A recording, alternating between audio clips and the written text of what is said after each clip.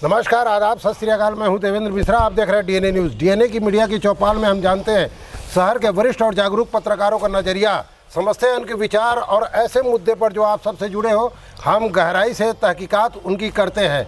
आज का हमारा मुद्दा है कांग्रेस और भाजपा के वायरल होते वीडियो की। जी हाँ, अभी आपने कुछ दिनों पहले ही देखा था कि कांग्रेस के एक पूर्व नगर पंचायत अध्यक्ष के द्वारा अपनी ही पार्टी के खिलाफ बहुत सारी बातें सार्वजनिक मंचों पर कही गई थी। उसी प्रकार भारतीय जनता पार्टी के पूर्व मंत्री ने एक अपने ही वरिष्ठ को हड़काते हुए दिखे कि आप मुझसे तमीज़ से बात किया करें वरना मैं ठीक कर दूंगा। ये जो वीडियो वायरल हुआ है, हालांकि हम यहाँ जो पत्रकार की चौपाल में बैठे पत्रकार कोई भी उसकी वैधानिक पुष्टि नहीं करता, लेकिन जो वीडियो वायरल हुआ है हम उसी के आधार पर यहाँ पर समालोचना या समीक्षा कर रहे हैं। हम शुरुआत करते हैं बात की सबसे पहले दीप शर्मा जी से। दीप शर्मा जी, आपने भी देखा है उस वायरल होते वीडियो को, क्या कहना चाहेंगे? भारतीय जनता पार्टी और कांग्रेस में सब क्या चल रहा है? सबसे पहले तो मैं अपनी बात ये रख दूं कि मुद्दों पे फिर पढ़ा की चर्चा करेंगे कि सबसे पहले मैं डीएनए को साधुवाद देना चाहता हूं कि उन्होंने जो पत्रकारों का चौपाल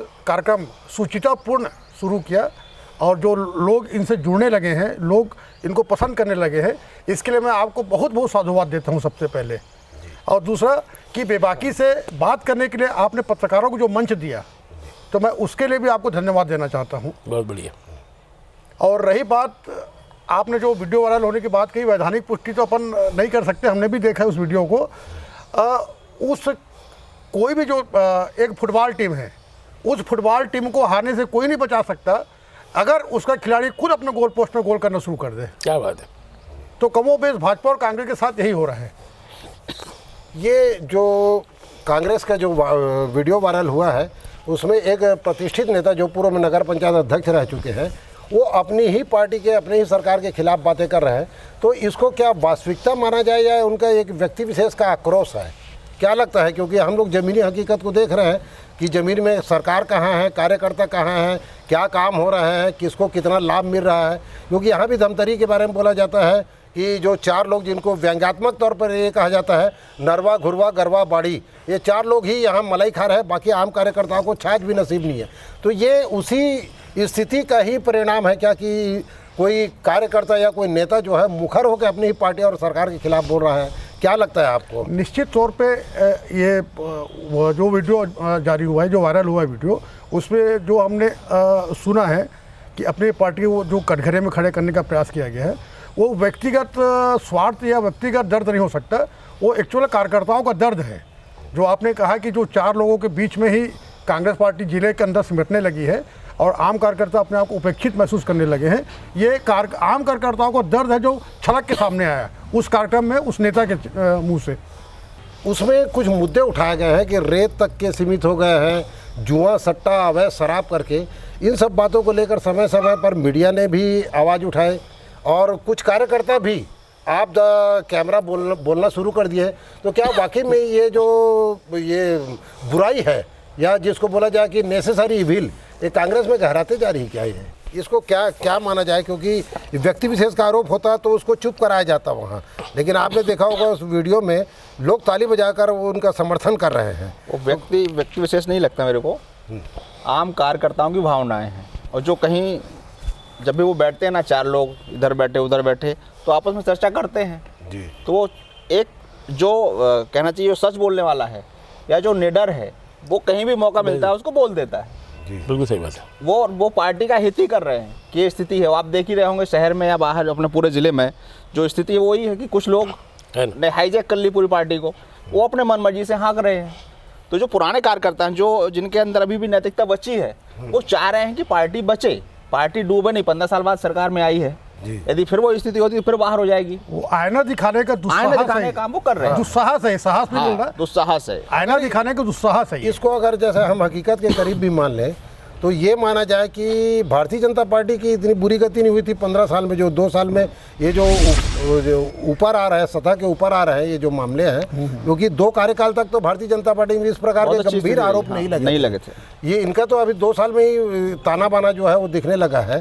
तो क्या माना जाए कि अगर ये वास्तविकता है तो इसके ऊपर जो आला नेता जो राजधानी में बैठे हैं या दिल्ली में बैठे हैं वो संज्ञान लेंगे या उस नेता के ऊपर कोई अनुशासनात्मक कार्यवाही हो जाएगी या उसको इस मतलब जो बोला जाए बगावत मान लिया जाएगा? क्या लगता है आपको अभी जो परिस्थिति बनी, परिदृश्य बने हैं उसमें? इन स्थितियों को समझाने के लिए मैं 2 लाइन अगर आप इजाज़त दे तो मैं शेर बोलना चाहूँगा। मैं बहुत बहुत बढ़िया, अगर इजाज़त है इस मुद्दे को समझाने के लिए।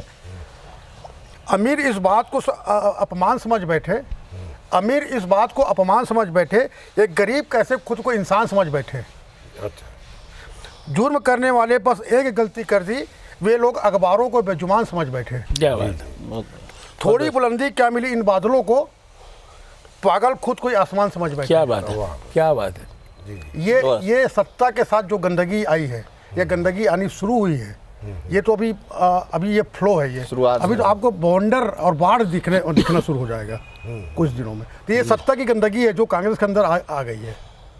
तो इसमें तो फिर ऐसा है कि जैसे दोनों ही राजनीतिक दलों में सरकार के ऊपर नियंत्रण करने के लिए पार्टी के कुछ विशेष एक विंग होता है, जैसे भाजपा में आरएसएस वाले हैं, कांग्रेस में भी कोई होगा ऐसा विंग। तो उन लोगों ने अनदेखी कर दिया है कि सरकार को खुली छूट दे दी है, जो बड़े पद में बैठे हैं उन लोगों को बिल्कुल ये है कि सल्तनत सौंप दी गई, जो जैसे चलाना है आप चलाओ, यही माना जाए। क्योंकि अब निश्चित तौर पे कोई कार्रवाई हो नहीं रही है, निश्चित तौर पे अनकंट्रोल चल रही है जो पार्टी, जो कांग्रेस की सत्ता जो है या कांग्रेस पार्टी जो है या जो संगठन से जुड़े पदाधिकारी हैं, ये बिल्कुल अनकंट्रोल अपने रास्तों को चुन लिए हैं। मैंने दुबे जी इस बात को इसलिए कहा क्योंकि कुछ दिन पहले एक मामले का खुलासा हुआ था कि कांग्रेस का एक नेता रेत के मामले में इन्वॉल्व है। अब उस मामले को गंभीरता से लेने के बजाय कांग्रेस के आला नेता ये सफाई देते फिर रहे हैं कि रेत के मामले में कोई भी कांग्रेसी कार्यकर्ता इन्वॉल्व नहीं है। ये तो ऐसी है कि जैसे हाथी को रुमाल में ढकने की कोशिश कर रहे हो लोग, अपने ही कार्यकर्ता को बजाय सुधारने के वो मीडिया को कहीं कहीं गफलत में या जनता को के आंखों में पर्दा डालने की कोशिश कर रहे हैं। तो ऐसे में पार्टी की स्थिति क्या होगी और सरकार की क्या छवि? कांग्रेस की एक परंपरा रही है, जो भी सीएम रहता है ना उसको एक खुली छूट पार्टी की तरफ से मिल जाती है, उसमें कोई नियंत्रण नहीं करता है। अब ये सीएम को खुद देखना है, पार्टी को भी साथ में सत्ता को भी, कि हमारे कार्यकर्ता क्या कर रहे हैं, हमारे नेता क्या कर रहे हैं। रही बात जो नेता हैं तो वो भी इन सब मामलों में गहरे तक डूबे हुए हैं। सच्चाई ये है, मलाई खा रहे हैं। हाँ, स्वाभाविक है कि यदि मैं डूबा हूँ तो मैं आपको बचाऊंगा।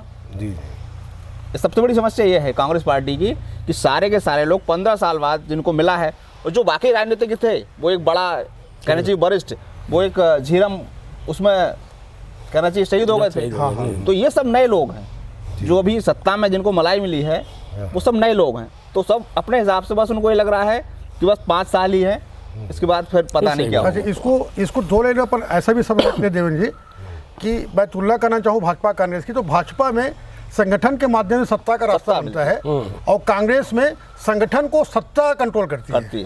ये दोनों में बेसिक अंतर देखने को है। मतलब जिन मुद्दों को लेकर कांग्रेस कल तक के प्रदर्शन करती थी विपक्ष में, उन्हीं बुराइयों से आज वो ओतप्रोत है। बिल्कुल, या उसी को आत्मसात कर लिया। बिल्कुल, क्योंकि अभी माना जाए कि अभी नियुक्तियों का दौर चला, तब भी बहुत सी आवाज़ें उठी कि इसमें भारतीय जनता पार्टी के कार्यकर्ताओं को पद दे दिया गया है, उनकी नियुक्ति कर दी गई है, और वो आवाज़ें यहाँ के जिला प्रधान से लेकर प्रदेश तक के बाद गूंजी, लेकिन हुआ कुछ भी नहीं। मतलब वो संस्कृति पर उपदेश कुशल बहुतेरे वाली बात है। दूसरे के लिए ये है उपदेश है और अपने लिए सब सही है। रज्जाक भाई, मैं आ रहा हूँ भारतीय जनता पार्टी को। भारतीय जनता पार्टी में भी एक वीडियो वायरल हुआ है जिसमें एक जो पूर्व मंत्री है वो अपने बोला जाए कि अपने ही वो पार्टी के पदाधिकारी को कहीं कहीं डांटते डपटते दिख रहे हैं। जो वीडियो वायरल हुआ है उसमें जो बातें उन्होंने कही है, कुछ लोग उनके स्वभाव के साथ इसको जोड़ करके देख रहे हैं, जबकि परिस्थितियाँ शायद वहाँ पर कुछ और थी। भाजपा की राजनीति में वे बहुत वरिष्ठ हैं और उनका हर कथन जो होता है बहुत सोच समझ के वो कुछ भी वक्तव्य देते हैं, और उन्होंने अगर ये ऐसा कुछ कहा है तो कुछ परिस्थितियाँ ऐसी निर्मित हुई होगी जिसके चलते उन्हें कहना पड़ा करके, और ये कोई इतना बड़ा मामला नहीं है कि इसको तूल दिया जाए। नहीं, कहीं कहीं इसमें तो पार्टी की मत भिन्नता दिखती है कि देखो, स्वाभाविक है, हर कार्यक्रम बड़ा था, भारतीय जनता पार्टी हो या कांग्रेस हो, हर राजनीतिक पार्टियों में मतभेद होते हैं, लेकिन इनका भी ये कहना है कि हमारे बीच में मतभेद भले हो सकते हैं लेकिन हमारे बीच में मनभेद नहीं है करके। मतलब ये माना जाए कि 14 महीने के बाद जैसे 50 से 15 पहुँचे और आज ये लोग 14 में है, उसके बावजूद स्थिति में कोई सुधार नहीं हुआ है, वही सिर फुटबॉल की स्थिति बनी हुई है। लगता है अभी भी इस खुमार से बाहर नहीं आए। देखिए, पूरे प्रदेश का अगर भारतीय जनता पार्टी के राजनीतिक परिदृश्य को अगर अपन देखते हैं तो यहाँ पर 15 साल सत्ता में रहने के बाद जिस तरीके से सत्ता से ये बाहर हुए हैं और आज जो स्थिति हम देख रहे हैं भारतीय जनता पार्टी के अंदर, तो भारतीय जनता पार्टी कई गुटों में विभाजित है। एक तरफ धर्मलाल कौशिक का गुट है, तो एक तरफ विष्णुदेव शाह का गुट है, और तीसरा गुट रमन सिंह जी के नेतृत्व में है। भाजपा यहाँ गुटबाजी में इतनी ज़्यादा व्यस्त हो गई है कि प्रमुख जो मुद्दे थे, आप अभी देख लीजिए कि पिछले 2-4 महीने से ये सक्रिय जब हुए हैं, जब यहाँ का छत्तीसगढ़ प्रभारी डी पुंदेश्वरी जी को बनाया गया। इसके पहले भाजपा के अंदर कोई नहीं थी। मैं आपको एक जानकारी और दे दूँ कि यहाँ के कुछ लोग गए थे और बोले कि भाई हमारे धमतरी ज़िले में रेत का अवैध कारोबार हो रहा है, यहाँ खुल के शराब बिक रही है, जुआ सट्टा हो रहा है, इस मुद्दे पे हम जन आंदोलन करना चाहते हैं। तो एक भारतीय जनता पार्टी के एक वरिष्ठ नेता जो सत्ता के केंद्र बंधु रहे हैं, उन्होंने साफ इनकार कर दिया, अभी हमको ज़मीन की लड़ाई लड़ने की कोई ज़रूरत नहीं है।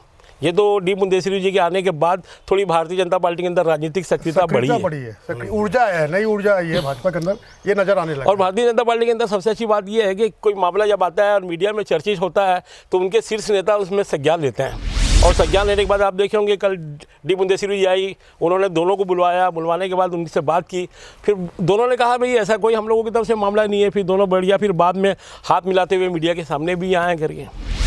तो क्या ऐसी परिस्थिति जो कांग्रेस में भी बनेगी कि उस नेता को बुला के कहीं कहीं? देखिए, भाजपा और कांग्रेस दोनों की स्थितियां भिन्न हैं। कांग्रेस की राजनीतिक शैली अलग है और भारतीय जनता पार्टी की राजनीतिक शैली अलग है। जैसे दीप शर्मा जी ने कहा ना कि भारतीय जनता पार्टी के अंदर संगठन के माध्यम से सत्ता जाती करके, तो इनका संगठन बड़ा स्ट्रांग है भारतीय जनता पार्टी का, और भारतीय जनता पार्टी में एनालिसिस करने वाले भी लोग हैं, इन कार्यकर्ताओं के चरित्र को देखने वाले भी लोग हैं, पार्टी के नेता क्या कर रहे हैं उस पर भी नज़र रखने वाले लोग हैं। कांग्रेस में ऐसा नहीं है। अभी जैसे रज्जाक भाई ने बात की कि दोनों पक्ष आमने सामने रहे पुंदेश्वरी जी के सामने में, युवा मोर्चा के जो लिस्ट जारी है उसको लेकर भी उन्होंने सवाल जवाब किया है, और युवा मोर्चा का प्रदेश अध्यक्ष जो अमित साहू जी हैं उनको जवाब देते नहीं बन पा रहा था। ब्रिजमोहन अग्रवाल जी ने वहाँ पे भी एक शिकायत की कि लिस्ट जो थी पहले जो चर्चा के अनुसार लिस्ट बनी थी उस लिस्ट में से कई नाम गायब हैं, उनको भी उन्होंने संज्ञान में लिया है। ये भाजपा की कहीं कहीं खासियत तो है ही है। पूर्व में भी रमन सिंह के तरफ से जो उनका गुट था वो ब्रिजमोहन अग्रवाल को किनारे करने की कोशिश करता रहा, लेकिन उस समय माननीय श्री सोदान सिंह संगठन मंत्री थे, उन्होंने सभी गुटों के बीच में सामंजस्य बना के रखा। अब सोदान सिंह चूँकि 15 साल के बाद छत्तीसगढ़ से विदा हो चुके हैं, अब परिस्थितियाँ बदल गई है। अब ये देखना है कि डी पुंदेश्वरी सबसे पहले तो छत्तीसगढ़ के नेताओं को कितना समझती भारतीय जनता पार्टी आगे क्या है करके, अभी इनको भी समझना पड़ेगा। और भारतीय जनता पार्टी का जो काम करने का तरीका है वो बहुत सिस्टमेटिक तरीके से करते हैं और उनके पास एक विजन होता है। आपने गुटबाजी की बात की, दीप शर्मा जी और दुबे जी, ये बताइए, गुटबाजी से तो आज कांग्रेस भी बहुत ज़्यादा पीड़ित है, लेकिन उसमें अंतर ये है कि भारतीय जनता पार्टी गुटबाजी दिख रही है और उनकी गुटबाजी इसलिए नहीं दिख रही है क्योंकि सत्ता के सामने में बाकी सारे गुट जो है बौने हो गए हैं। इसलिए यहाँ भी अगर हम अपने धमतरी की बात करें तो अगर एक तरफ सत्ता का गुट है तो दूसरे तरफ होरा गुट भी माना जाता था, आज होरा गुट कहीं कहीं हाशिए पर है। ये गुटबाजी और आक्रोश के चलते सरकार का भविष्य क्या देखते हैं या पार्टी का भविष्य 2023 में क्या देखते हैं? अगर यही ढर्रा रहा तो दीप शर्मा जी क्या लगता है आपको, यही अगर ढर्रा रहा, इसी पैटर्न पे चलते रहे लोग, तो क्या लगता है 2023 में क्या परिणाम आएंगे? हम अभी क्योंकि विषय है कांग्रेस का कि सत्ता में वही है। नहीं, बहुत अच्छा विषय आपने उठाया है, इसमें कोई दो मत नहीं है, लेकिन अब ये शुरुआती दौर है और शुरुआती दौर में हम 5 साल का रिजल्ट का प्रमाण पत्र अपन दे दें अभी से, तो ये मेरे ख्याल से मुनासिब नहीं है। अगर इसी लाइन और लेंथ हमें चले तो क्या ये बाल कौन से स्टम्प मिलेगी? क्योंकि मैंने अभी पहले भी कहा कि सत्ता के साथ जो थोड़ी बहुत विकृतियाँ आती है वो विकृतियाँ कांग्रेस में नज़र आ रही है, लेकिन अगर भविष्य में इन विकृतियों को दूर करने का प्रयास होता है तो हो सकता है कि सत्ता वापस लौट भी सकती है कांग्रेस। तो हम आगे भविष्य की बातों को लेकर अपन यहाँ पे प्रमाण पत्र खड़ा दे ज़्यादा अच्छा है। जैसे रज्जाक भाई ने कहा कि जिस समय 15 साल का शासन था तो उस समय सोदान सिंह जी सभी गुटों के बीच में एक बैलेंस बनाने का काम करते थे। आज वो चीज़ कांग्रेस में नहीं दिख रहा है कि कांग्रेस में भी गुटबाजी है कि एक तरफ बाबा गुट है तो एक तरफ महंत गुट है तो एक तरफ सीएम का गुट है। उसमें बेसिक चीज़ें जो हमको देखने को मिली है देवेंद्र जी, कि जब भाजपा सत्ता में आई उस समय छत्तीसगढ़ राज्य नया था और छत्तीसगढ़ राज्य नया होने की वजह से इस छत्तीसगढ़ राज्य में करने के लिए इसके विकास के लिए, इसके गरिमा को वापस लौटाने के लिए, इसकी संस्कृति को वापस पुनर्जीवित करने के लिए बहुत सारे काम थे जिसको भाजपा ने पिछले 10 सालों के अंदर में बहुत बखूबी किया।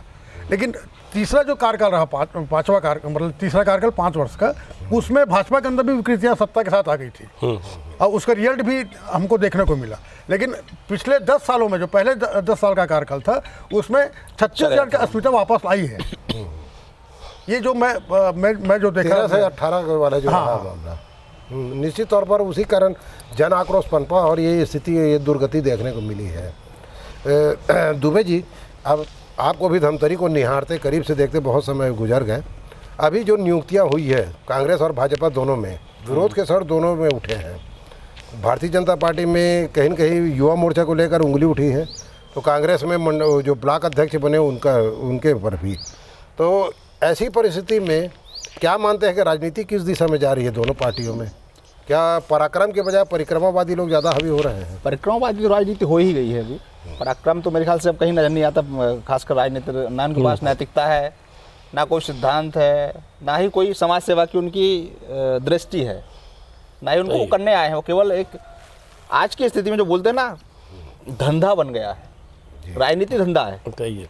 तो स्वाभाविक है कि यदि मैं अध्यक्ष हूँ, मैं अपने लोगों को खड़ा करूँगा, वो मेरे को ला के देंगे, किसी भी तरह देंगे, तभी राजनीति मेरी चल पाएगी। तो वही चल रहा है, चाहे वो भाजपा हो या कांग्रेस हो। आप उनको उठा के देखेंगे उनकी लिस्ट, तो ऐसे कई लोग अपराधी हैं, कई लोग सट्टे और जुए में लिप्त रहे हैं, कई लोग भाजपा से आए हैं। यहाँ तक तो आरोप लगते हैं कि जो अभी कांग्रेस में है वो खुद भाजपा में रहे हैं। शहर में ज्वलंत मुद्दा है, निश्चित तौर पर निश्चित उन पर भी आरोप लगता है कि वो भाजपा में रहे हैं। तो इनका कोई वो थोड़ी है। अब आप एक जो राजनीति, राष्ट्रीय राजनीति ने वही है, जो कल तक भाजपा में थे आज कांग्रेस में है, जो कल तक कांग्रेस में थे आज भाजपा में है। ये केवल धंधा है। हम इससे यदि नैतिकता की उम्मीद लगाएंगे तो हमारी बेवकूफ़ी होगी। सही है, ये धंधा है, केवल शुद्ध धंधा। अच्छा, इसमें इसको एक बात और अपन समझ सकते हैं कि भाजपा के अंदर में कहीं ना कहीं 50 से 60% का रेशियो में भाई बंटवारा वाली स्थिति रहती है। कांग्रेस में वो बिल्कुल 0 रहता है वो। मतलब दूसरे को निपटा दो वाला, जितना है सवाल है वो दूसरे रंग पर समझ भी सकते हैं उसको। हाँ, ठीक ठीक, सही है। तो जैसा कि माना जाता है कि किसी भी पार्टी को, जैसे मैं आपके डिबेट में भी 1-2 बार इस सवाल को उठाया हूँ और मेरा स्पष्ट मानना है कि जैसे भाजपा का जो दुर्गति हुई है उसमें एक ही स्वर उठते हैं कि कांग्रेस के घोषणा पत्र के कारण। जबकि मैं राजनीतिक जो समझा हूँ और जो जाना हूँ उसमें मुझे ऐसा लगता है कि सिर्फ एक कारक नहीं हो सकता, इस दुर्गति के पीछे बहुत सारे कारण होते हैं। निश्चित। तो उसमें सबसे बड़ा कारण मुझे नज़र आया भाजपा का कार्यकर्ता, जैसे आपने बताया 2013 से 2018 तक के भाजपा कार्यकर्ता, आम जनता की बात ही छोड़ो, कार्यकर्ता बहुत ज़्यादा हताश और निराश था, क्योंकि चंद लोग मलाई खा रहे हैं और हमारे हाथ में छाछ भी नसीब नहीं है। मतलब उन लोग चांदी के सिक्के काट रहे हैं, हमको तो अठन्नी नसीब नहीं है। और ये आक्रोश जो है वो कहीं न कहीं चुनावी रिजल्ट के तौर पे सामने आया। कांग्रेस में भी ये स्थिति बढ़ रही है। तो कांग्रेस, कभी कभी ये कहा जाता है किसी पार्टी को दूसरी पार्टी नहीं हराती, उसके कार्यकर्ता ही उसको हरा डालते हैं या बाढ़ ही खेत को खा जाता है करके। मैंने पहले उदाहरण दिया कि जो गोल पोस्ट में अपने खिलाड़ी अगर करना लगे गोल, तो उस पार्टी का डूबना तय है।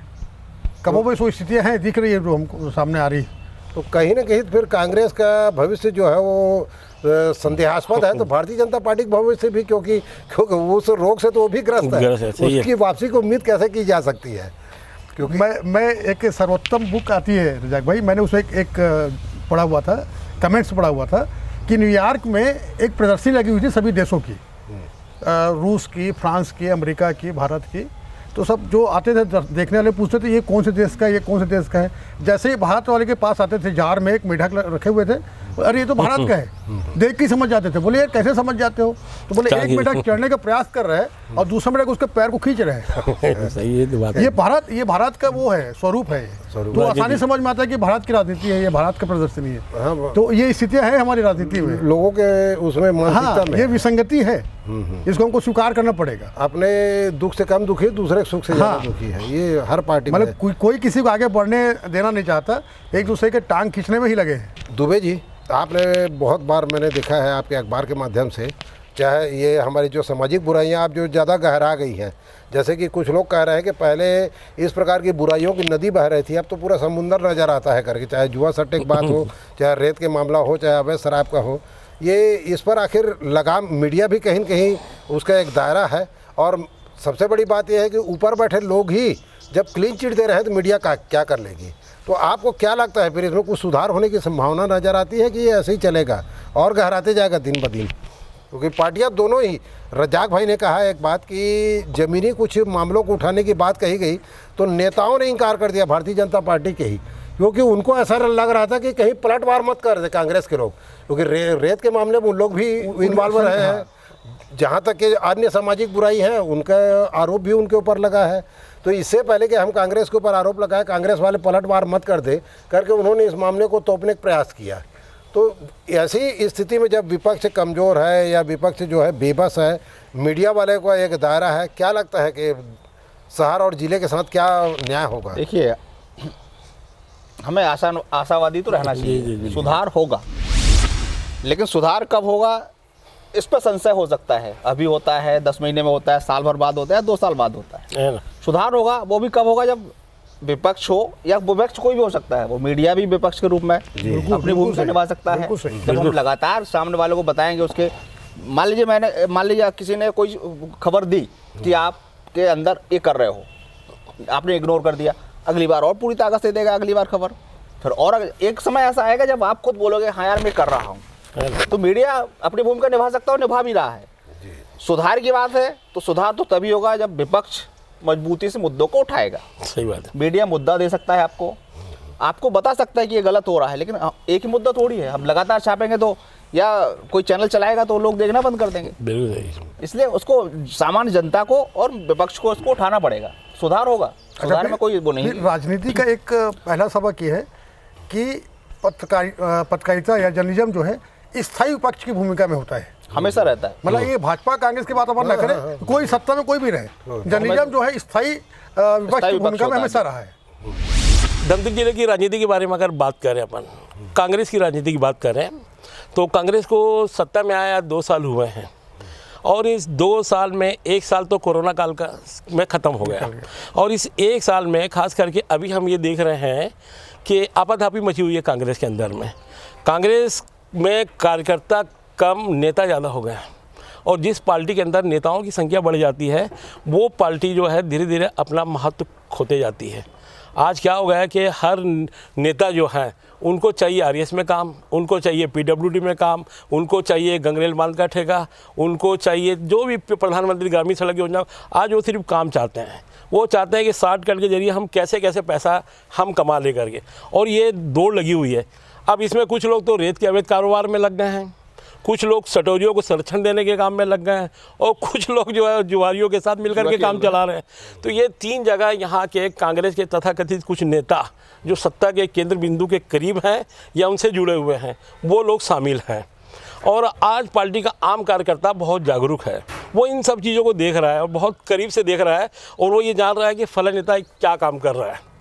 अब वो उद्देश्य की अगर बात करेगा, वो कांग्रेस के मूल्यों की बात करेगा, कांग्रेस की नीतियों की बात करेगा, तो उसको लगता है यार ये साला हमको बेवकूफ़ समझता है क्या, सिर्फ हम दरी उठाने के लिए हैं क्या, और हम आज ये मलाई ये खा रहा है और हमको छाछ भी नसीब नहीं है। तो ये जो छाछ भी नहीं मिल रही है कांग्रेस के कुछ कार्यकर्ताओं को, इनमें धीरे धीरे धीरे आक्रोश पनप रहा है। जैसे अभी आपने थोड़ी देर पहले कहा कि 15 साल में 5 साल आखिरी के जो थे, दीप भाई ने भी कहा, तो 5 साल में क्या है, कांग्रेस भाजपा कार्यकर्ताओं में भी एक प्रकार का आक्रोश पैदा हो गया था और उस आक्रोश के चलते खामियाजा भुगतना पड़ा किनको, रमन सरकार को, सत्ता से बाहर हुई। ये स्थिति कांग्रेस के अंदर बहुत जल्दी हो गई। ये कहते हैं कि हमारे पास फंड नहीं है करके। आज जो प्रदेश में थोड़ा बहुत जो विकास कार्य हो रहा है वो डीएमएफ के पैसे के तहत हो रहा है। डीएमएफ की राशि जो करोड़ रुपये मिल जाती है, ये तो ये कहें कि अभी हमको 40,000 करोड़ रुपया जो केंद्र सरकार से मिलना था वो मिला नहीं है। और गुटबाजी की जहाँ तक अपन बात करें दीप, कांग्रेस के अंदर गुटबाजी के अंदर करें तो धीरे धीरे कांग्रेस प्रदेश में भी देखें अपन कई गुटों में विभक्त हो गई है।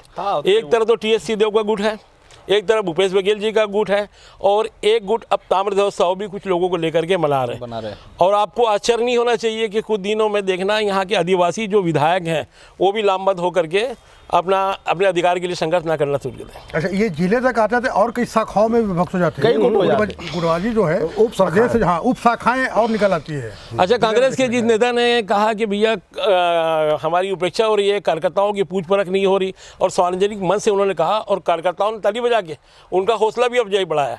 इसका मतलब वो कार्यकर्ताओं की भावना का ही उन्होंने अभिव्यक्त किया है, व्यक्त किया है ना, उन्होंने उसी को अभिव्यक्त किया। ये कांग्रेस के हजारों कार्यकर्ताओं की आवाज़ है और ये समझ में नहीं आता है कि राजधानी में बैठे हुए लोग इतने गूंगे फेरे क्यों हो गए जो इन कार्यकर्ताओं की आवाज़ को नहीं सुन रहे हैं। ऐसी परिस्थिति में भगवान ही मालिक है राजनीतिक दलों। देखिए राजनीतिक परिस्थितियाँ कब स्थितियाँ बदल जाएगी वो तो 2 साल में से, अभी आपने बोला ना कि 2023 के चुनाव में क्या स्थिति होगी। देखिए हमारी जनता जो है ना साहब, वो स्टालिन कहता था ना कि है ना, एक मुर्गी है उसके एक एक पंखों निकाल दो करके, लेकिन दाना डालते रहो उसके पीछे पीछे आती है। तो हमारे मतदाताओं को आकर्षक योजनाएं चाहिए। नोचने लगे हैं चुनाव के समय में जो राजनीतिक पार्टी आकर्षक योजनाओं का पिटारा खोलती है और थोक भाव में वो अपने पक्ष में मतदान कर देती है। ये बहुत अच्छी बात रजाक भाई ने उठाई है। उस मुद्दे को मैं आगे बढ़ाना चाहूँगा देव जी, कि अभी तक हमने जो पिछले 2 साल में देख रहे हैं, भाजपा और कांग्रेस दोनों के दोनों किसान खेल रहे हैं, रेत खेल रहे हैं, जुआ सट्टा खेल रहे हैं। निर्माण कार्यों की ओर, आम पब्लिक की ओर उनका दर्द क्या है, उनकी समस्या क्या है, इसकी ओर किसी का ध्यान नहीं, ना सत्ता पक्ष का है ना विपक्ष का। हाँ तो दीप ये साल में आप एक आंकड़ा बता रहा हूँ रजाक भाई कि लगभग 2 लाख बच्चे पैदा हुए हैं छत्तीसगढ़ के अंदर में। उनको ना खसरा का टीका लगा, ना बीजेपी और भी जो टीके लगते हैं बच्चों, वो एक भी टीका उन बच्चों को नहीं लग पाया। इस ओर किसी का ध्यान नहीं, ना कांग्रेस का ना भाजपा का। आज धमतरी में करीब 1050 आंगन प्रधानमंत्री आवास योजना के तहत आज भी लोग अपने फाइल लेके अपने दरखास्त लेके भटक रहे हैं। इस ओर ना भाजपा का ध्यान है ना कांग्रेस का ध्यान। सबसे बड़ी बात, किसान खेलने में मस्त है। दीप सबसे बड़ी बात बताऊं, 1050 जो है आंगनबाड़ी केंद्र है हमारे धमतरी में, है ना। आज कांग्रेस को ये बताओ, वो कुपोषित बच्चों के लिए आंगनबाड़ी की ज़रूरत है ज़्यादा है कि राजीव भवन की ज़्यादा हो सकता है? बिल्कुल सही है। अब जैसे रेत की अपन बात करें, है ना, उन्हीं कांग्रेस के नेता से पूछा गया कि फला तो स्पष्ट हो चुका है और कांग्रेस के नेता की इसमें संलिप्तता है रेत के मामले में। उसके बाद बोले कांग्रेस का कोई नेता रेत का अवैध कारोबार नहीं कर रहा। अगर कांग्रेस के किसी नेता की संलिप्तता पाई गई तो हम उसको पार्टी से निकाल देंगे। अरे भाई, मेरा कहने का मतलब है जो टेंडर हुआ, टेंडर तो फला राम के हाथ में नाम से हुआ है, कभी दयाराम के नाम से हुआ है, वो कंटेंट करता है, वो तो हम सब जानते हैं। जैसे जोरा दराई की खदान है, अब वो 2 कांग्रेस के नेताओं का नाम तो एक्सपोज कोई कर नहीं सकता क्योंकि पट्टाधारी कोई और है। सही है। कोई नहीं। ये बात उन लोग भी जानते हैं कि हम तो इसमें गहरे में आएंगे नहीं, लेकिन छत्तीसगढ़ का बच्चा जानता है कि रेत की काली कमाई जो है इनके जेब में, इनकी तिजोरी कैसे भर जा रही है। तो ये था मीडिया का चौपाल, जिसमें शहर के हमारे वरिष्ठ और जागरूक पत्रकारों ने अपने बेबाक विचार रखे और ना कोई अदावत, ना कोई सियासत, ना कोई शिकायत। बात हुई सिर्फ मुद्दों की और बात हुई ज़मीनी हकीकत की। हम यह बता देना चाहते हैं कि हाँ, हम किसी पार्टी या व्यक्ति विशेष के खिलाफ नहीं है, लेकिन सच को देखकर भी आँख हम नहीं मूंद सकते, इसलिए ये चर्चा का विषय सामने आया है। हम आपसे मिलते रहेंगे मीडिया के चौपाल कार्यक्रम में और किसी मुद्दे को लेकर हमारे इन्हीं जागरूक पत्रकारों के साथ। मुझे दीजिए इजाज़त। जय हिंद, जय छत्तीसगढ़, जय धमतरी।